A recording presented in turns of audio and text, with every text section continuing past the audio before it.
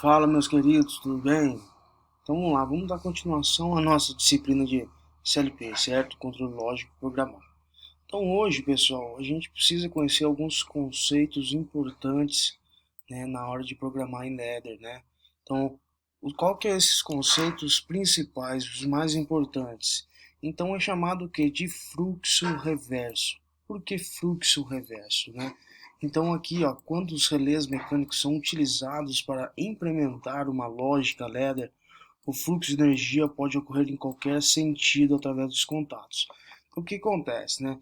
Num relés, né, relés mecânicos, né, aqueles que a gente tem lá no kit, eles podem fazer o fluxo de energia em qualquer sentido, entendeu? Então, supondo aqui, ó, que o meu B, né, o meu C, D, E e F, vamos supor que seja contatos físicos de relés mecânicos, tranquilo?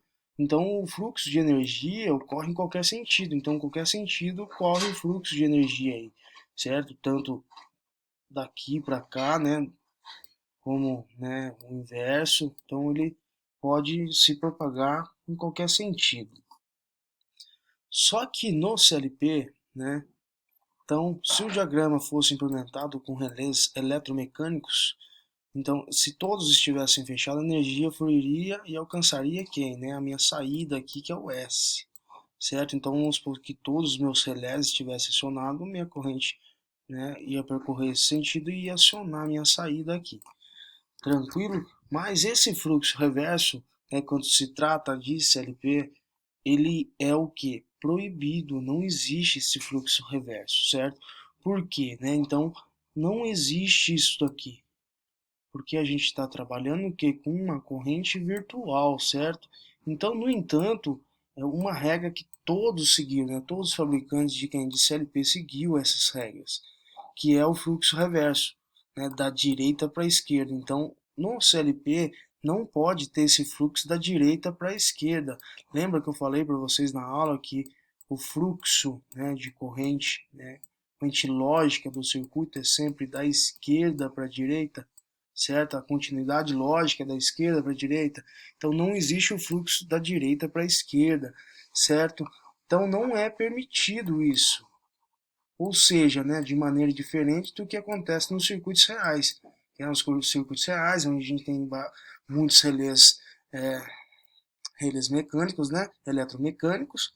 Então, e o fluxo da corrente virtual do Ladder, ele flui somente em qual sentido, né? Do sentido da barra da esquerda para a barra da direita, nunca ao contrário. Então, todos os fabricantes CLPs adotaram, né, esse fluxo reverso não é permitido, certo? Então, o que há uma confusão lógica, né, na hora da programação, na leitura do programa. Então, por isso que não é permitido esse fluxo reverso. Então, o fluxo é sempre o que? Da esquerda para a direita. Tranquilo? Então, vamos supor, né? Então, se a lógica a ser implementada necessita de um fluxo reverso, e agora, né? Eu preciso que tenha um fluxo reverso, certo? Então, lembrando que não podemos, né, construir um ladder cujo que necessitando, imaginando que a minha corrente lógica, né, no meu circuito lógico, o ladder, vá também da direita para a esquerda, como da esquerda para a direita. Então isso não existe, é sempre da esquerda para a direita. Tranquilo? Então, de maneira o que? Vamos, refiz o circuito de maneira que todo fluxo só pode correr do sentido, né, para a direita. Então é sempre da esquerda, né, para direita aqui. Tranquilo? Então eu refiz, né, o meu circuito. Então eu fiz o que? Eu construí praticamente dois circuitos. Então todos esses, ó, I1, I2, I3, né, I4 e 5, todo o fluxo, por mais que ele desça aqui, ó, vou dar essa continuidade lógica aqui, ele sempre está fluindo o quê? Da esquerda para a direita. Certo? Ah, pá, mas aqui é isso daqui, eu posso fazer? Posso fazer, porque, né, esse circuito que estava aqui, ele estava todo emendado, então ele imaginava-se o quê? Que poderia vir um fluxo tanto da direita como da esquerda, mas não, é sempre da esquerda à direita, da barra esquerda para a barra direita, tranquilo?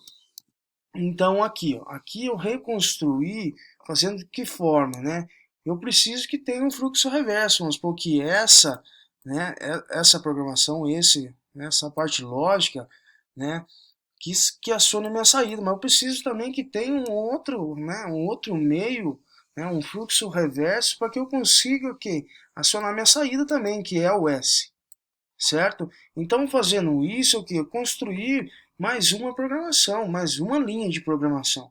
E essa linha de programação, né, ela vai ter o fluxo da esquerda para a direita, certo? E também vou conseguir fazer acionar minha saída, certo? Então, se o meu fluxo, minha continuidade lógica, né, minha continuação lógica aqui, fluir daqui para cá, eu vou conseguir acionar a minha saída. E se vir, né, eu acionar a minha corrente lógica, passar por aqui, eu também vou acionar a minha saída. Então a solução para que a gente consiga fazer um fluxo reverso é fazer o quê? De um meio que a gente consiga fazer uma lógica de programação que sempre vai fluir o que? Da esquerda para a direita, certo? Então eu preciso de um fluxo reverso, eu crio mais uma lógica de programação, certo? Eu baixo mais uma linha de programação para eu poder fazer acionamento da minha saída também. Tranquilo? Então vamos lá. Então, enquanto os relés eletromecânicos têm somente uma quantidade fixa e limitada de contatos, né? A gente sabe que todos os relés eletromecânicos possuem, né, poucos contatos, né? Ele é limitado. E nos programas LEDs, uma bobina pode ter quantos contatos normalmente aberto ou normalmente fechado, se desejar. Então, cada bobina e seus respectivos contatos são representados por um endereço único. Então, toda vez que você vai usar lá, né, na programação ladder, né, uma saída, né, então você usou ali, vamos supor aqui ele está dizendo K1, mas lá no Vega ele chama de DO1, então DO1, DO2, cada um tem um endereço específico ali no cartão de memória do CLP, certo? Então eles são representados por endereços únicos, tranquilo? Então vamos lá. Então a gente aqui, vamos supor que a gente tem uma lógica aqui, certo? Uma programação simples em ladder. O que ele está dizendo, né? Então eu tenho I1, I2, I3, certo? Quem que trabalha com essa nomenclatura aqui bastante é a Schneider, tranquilo. E o que acontece, né? Eu tenho o que? O acionamento, se essa as linhas de programação, né? Quando examinadas as portas de entrada do meu CLP, ele, né, verificar que examina se está em energia, se tem tensão na minha entrada do CLP, ele vai habilitar isso daqui, né, como se fosse, vamos supor, um botão I2, um botão fechado. Então, um botão fechado lá na entrada do meu CLP, ele está mandando 0 ou está mandando 1. Ele está mandando 1 porque ele é um contato fechado, então ele está alimentando a entrada do meu CLP. Então, se eu estou usando o examine se está on, né, examine se 1, ele não está mandando 1, então ele está dando continuidade lógica aqui.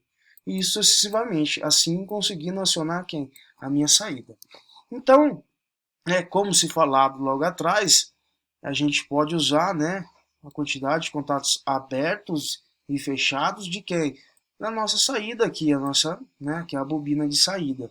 Tranquilo? Só que isso tem um porém, certo? Embora alguns modelos de CLP permitam que uma mesma saída de voz seja repetida, é desaconselhado, certo? Desaconselhável fazer isso daí. Por que não? Porque a repetição de uma saída de degraus diferentes vai tornar muito confusa a lógica de programa. Então, utilizando muitos contatos abertos, né, muitos contatos fechados na minha saída, né, que é a nossa bobina, ele vai gerar o que, né? Ele vai tornar-se a lógica confusa. E essa confusão vai ser para quem? Para quem posteriormente vir fazer uma manutenção deste programa. Então ele vai gerar uma confusão na interpretação dessa lógica, certo? Então, portanto, recomenda-se o quê? Que as bobinas de saída não seja repetida.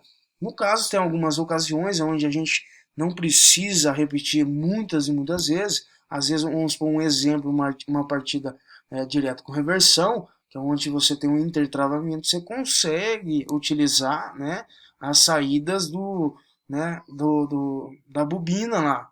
E isso que não tem importância, porque aí a gente está utilizando poucos contatos, Você não vai utilizar 10 contatos abertos de K1, 10 contatos abertos de K2, né? No caso aqui, na saída DO1 e a saída DO2. Tranquilo? Então, o que, que é aconselhável, né? E também o que, pessoal? Então, também são chamados de bobinas auxiliares, relés auxiliares ou memória interna. Diferentes fabricantes utilizam termos distintos para fazer referência a esses relés. Exemplos. Então a gente tem a Mitsubishi, que chama de relés auxiliares, o Siemens, né, memória interna, a Schneider, relés auxiliares, e a lembrada em Binary Bit Storage, certo? Então vamos lá. Então, o que acontece? Para a gente não usar esses contatos excessivamente da minha saída, que são as minhas bobinas, existem o que? A minha bobina virtual, né? A minha saída virtual. Então, eles são elementos muito importantes e largamente utilizados na programação.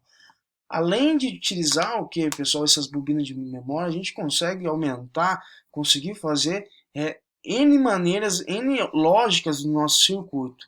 E são utilizados para armazenamento temporário de dados. Então ele armazena esse dado temporariamente, certo? E o seu efeito é comparável com os dos contatos auxiliares. O nome relé interno foi dado à função dessa característica. Certo? Então aqui a gente tem QI1, certo? Que é uma entrada física do nosso CLP. E aqui eu tenho o que, né? Eu chamei de M1. Então, M1. M1 quer dizer o que? Que eu tenho uma bobina interna, né? Tenho o que? Uma bobina virtual, certo? Uma bobina de memória, que pode se falar. Então, utilizando o que eu tenho minha entrada física, que a hora que acionado, né, examine se 1, então vamos pôr um contato aberto, a hora que eu aciono ele vai mandar 1 para o meu CLP e vai analisar quem? A minha bobina de memória, que essa bobina de memória, estou usando um contato, né, aberto dela, então ela vai acionar o que? Ela vai examinar a minha saída, né, a minha bobina virtual, se ela está em 1. Então a hora que eu acionar essa bobina, ele vai entrar em nível lógico 1 e vai deixar dar continuidade lógica, que acionando quem? Uma entrada física, certo? Uma saída física, na verdade, desculpem, certo? Então vamos lá. Então, para distinguir, né, os relés internos dos externos, são dados endereços diferentes, certo? Então toda saída, entrada tem as suas nomenclaturas, né, seus endereços, né, próprios. Já os endereços, né, que são as bobinas aí, as bobinas de memória, são dados diferentes para cada um dos tipos. Então, um exemplo aí, então o Mitsubishi trabalha com M, certo? 100, 101, 102, então isso vai de acordo com a quantidade de memória, né, de bobina virtual que você precisa trabalhar. A Siemens trabalha com M0.0, aí M0.1, então isso vai acrescentando conforme você vai utilizando essa memória, né, essa bobina de memória. É largamente utilizado, né, para você ter uma ampla, né, um amplo sistema lógico, uma ampla construção lógica do seu circuito. Schneider trabalha como M1, M2, M3, e o Allen Bladley, né, trabalha com B3, né, aqui a gente tem aqui o endereçamento dele. Tranquilo? Então vamos lá. A cada instrução de entrada ou saída está associado a um endereço que indica a localização da memória do CLP, que o estado dessa instrução será armazenado. Certo? Então vamos lá. Então cada fabricante, né, a gente conheceu que a letra Q, ela pode ser representada, na verdade ela é representada como saída, mas dependendo do fabricante, a gente também encontra O como saída, certo? A letra I aí como input, né, como entrada digital aí, tranquilo? Então as entradas são representadas aí pela letra I, os relés internos pela letra M, tranquilo? E as saídas pela letra K. Show de bola, pessoal? Então, eu vou ficando por aqui. Vou fazer mais um vídeo para dar continuação a esse conteúdo. Certo, pessoal? Um grande abraço. Até o próximo vídeo aí.